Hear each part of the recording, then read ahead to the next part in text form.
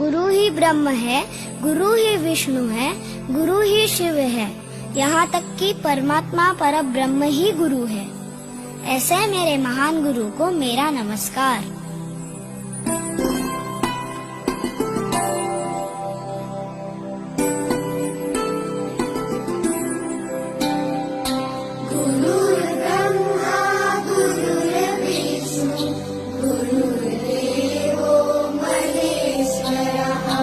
गुरु साक्षात्